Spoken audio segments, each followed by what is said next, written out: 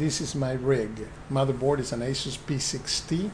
Processor is an Intel Core i7 Extreme 975, and it's overclocked at 4.23 gigahertz. The memory I have is DDR3. I have 12 gigs of it. Overclocked at 2244 megahertz. The timing, it's 88820. My graphics card is an NVIDIA GeForce GTX 295. My OS is Windows 7, 64-bit. I'm running SP2, Service Pack 2. And then I have 3 RAID 0 configurations, that is 6 hard drives. 2 of them are Samsung SSDs, 248 gigs each, set up in RAID for a 500 gig logical drive. Then I have 2 Kingston SSD now, it's 128 gigs each, also in RAID 0. I use that drive to hold scenery and other add-ons for the simulator. And lastly, I have 2 Western Digital Velociraptors, 10,000 RPM, 300 gig each in RAID 0.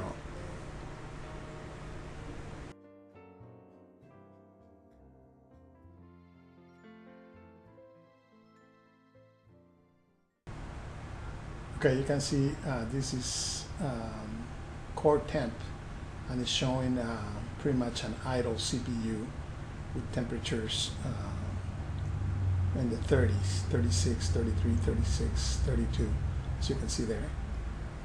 Temperatures are also shown here under CPU, and right now it's idle. When I click on, however, you can see that the stress test starts reaching close to 100%. It's 94, it's in the 90s, between 90 and 100. And consequently, you can see the temperature rise, as now it is 68, 66, 60, in the mid-60s.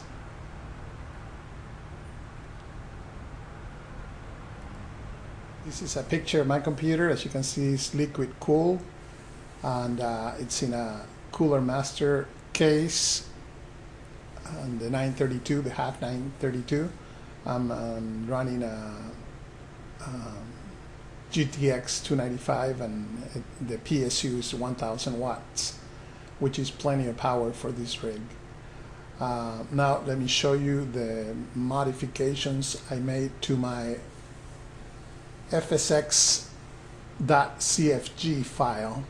And the areas that I modified were the buffer pools. I made it to use pools equals to 0.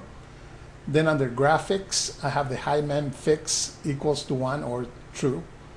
Then texture max load by default is 1024, and I made that 4096 to load high def terrain, photoreal terrain that I have. Then another trick that I made in the display, under display, is a texture bandwidth. I made it 70, I forget what it was initially, but I changed it to 70 after testing, and this seems to work fine for my simulator. Then under scene, the wide view aspect is set to true. The job scheduler affinity mask is set to 252. I have 8 cores, and I'll explain that in a minute. And then under terrain, my load radius, I changed it from 4.5 to 7.5. That's almost twice as much being displayed. This is what you can see out from the airplane when you're flying. Now, about the affinity mask, I think the number that I originally had was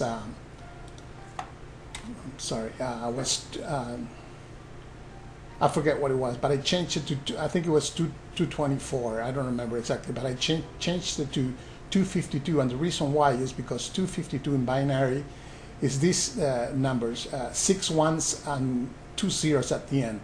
What this does tells the computer to use the last 6 cores, the ones set to 1, to use for the simulator, and then that leaves 2 cores for other for other tasks. And so there you have it. This is how it looks from the airplane after all those modifications in my computer. Notice you can see very far away. That's because, remember, the load radius factor that was 4.5 and I changed to 7.5 makes it so it loads a lot more terrain than it normally would in the default case.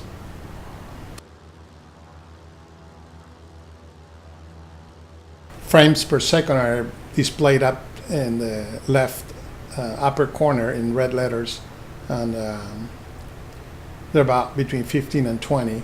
And as you can see, the video is pretty fluid, although it skips a little bit, mainly because of the recording software I'm using tends to bring down the frames per second a little bit.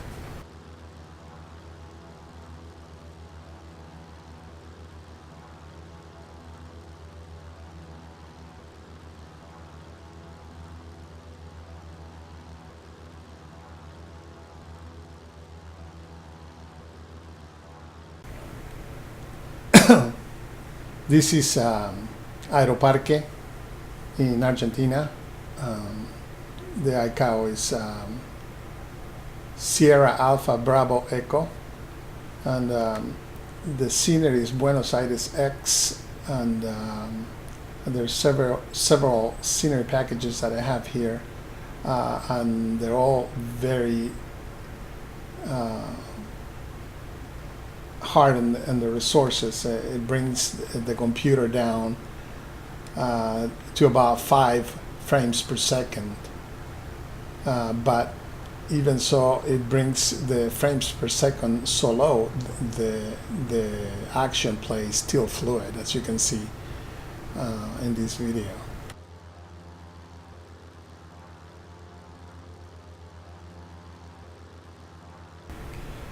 Here I'm flying over the Los Angeles area in California with photo real scenery. As you can see, it's pretty fluid also.